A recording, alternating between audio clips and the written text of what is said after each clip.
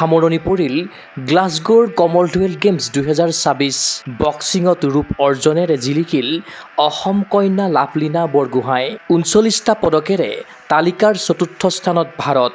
আহমেদাবাদত অনুষ্ঠিত হ'ব 2030 কমনৱেলথ গেমছ।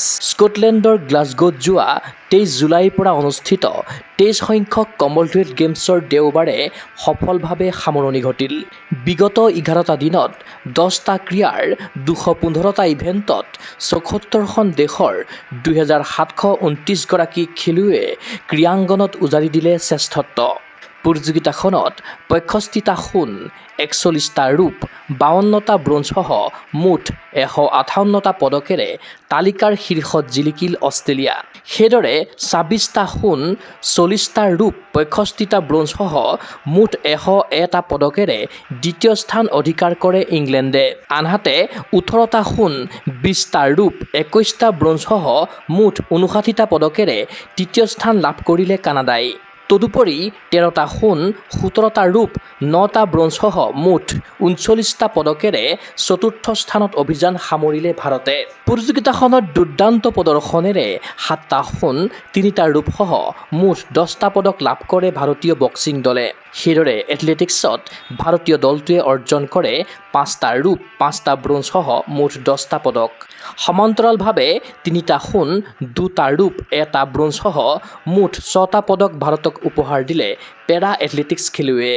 ইতিহাস ৰচনা কৰি 2টা সোণ, 1টা ৰূপ, 1টা ব্ৰঞ্জসহ মুঠ 4টা পদক দখল কৰে ভাৰতীয় জুডো খেলুৱৈয়ে। 1টা সোণ, 6টা ৰূপ, 1টা ব্ৰঞ্জসহ মুঠ 8টা পদকেৰে দেশলৈ গৌৰৱ কঢ়িয়াই আনিলে ভাৰতীয় ভাৰোত্তোলকে। তদুপৰি পেৰা পাৱাৰ লিফটিঙত ভাৰতে লাভ কৰে 1টা ব্ৰঞ্জৰ পদক। ইফালে সদ্য সমাপ্ত গ্লাছগোৰ কমনৱেলথ গেমছত অসমৰ 4গৰাকী সন্তানে ভাৰতীয় দলক প্ৰতিনিধিত্ব কৰিলে। তেওঁলোক হ'ল ক্ৰমে বক্সাৰ লাভলীনা বৰগোহাঁই, লনবল খেলুৱৈ নয়নমণি শইকীয়া, পুতুল সোণোৱাল আৰু পেৰা চাইক্লিষ্ট লিচা দাস। এই প্ৰতিযোগিতাত ৰূপ দখলেৰে দেশ তথা ৰাজ্যলৈ গৌৰৱ কঢ়িয়াই আনিছে তাৰকা বক্সাৰ লাভলীনা বৰগোহাঁয়ে। শনিবাৰে নিশা অনুষ্ঠিত মহিলাৰ 75 কেজি শাখাৰ বক্সিঙত অষ্ট্ৰেলিয়াৰ বক্সাৰ এমা চু গ্ৰিণ্টিৰ হাতত পৰাস্ত হৈ ৰূপ লাভ কৰে লাভলীনাই। নিজা কেৰিয়াৰত প্ৰথমবাৰৰ বাবে কমনৱেলথ গেমছত পদক দখল কৰিলে টকিঅ' অলিম্পিকৰ পদকজয়ী বক্সাৰ লাভলীনা বৰগোহাঁয়ে।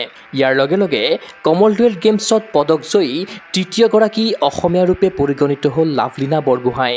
পূৰ্বে 2010 চনত আৰ্চাৰ জয়ন্ত তালুকদাৰে ব্ৰোঞ্জ আৰু 2022 চনত লনবলত নয়নমণি শইকীয়াই লাভ কৰিছিল সোণৰ পদক। গ্লাছগোৰ কমনৱেলথ গেমছৰ ৰূপৰ পদক ৰাজ্যৰ শেহতীয়া বানত প্ৰাণ হেৰুওৱা লোকসকলৰ প্ৰতি উৎসৰ্গা কৰিলে লাভলীনাই।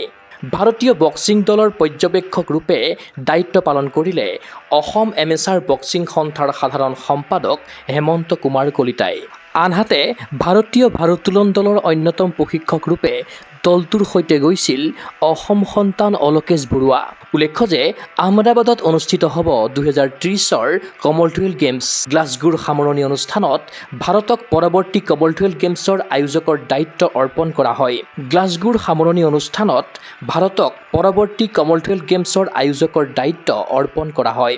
অলিম্পিক পদকজয়ী ভাৰতীয় তাৰকা এথলীট নীৰজ চোপ্ৰা আৰু ভাৰতীয় অলিম্পিক সংস্থাৰ সভাপতি PT ঊষাৰ উপস্থিতিত গ্ৰহণ কৰে কমনৱেলথৰ পতাকা। কাউণ্টডাউন আৰম্ভ, মাজত মাথোন 4টা বছৰ। আহমেদাবাদৰ কমনৱেলথ গেমছ 2030লৈ সাজু হওক ভাৰতীয় এথলীট। ঘৰুৱা মাটিত ঘৰুৱা লোকৰ সমৰ্থনত ভাৰতে দখল কৰক অভিলেখ সংখ্যক পদক। News desk report, Gogoi sports NE।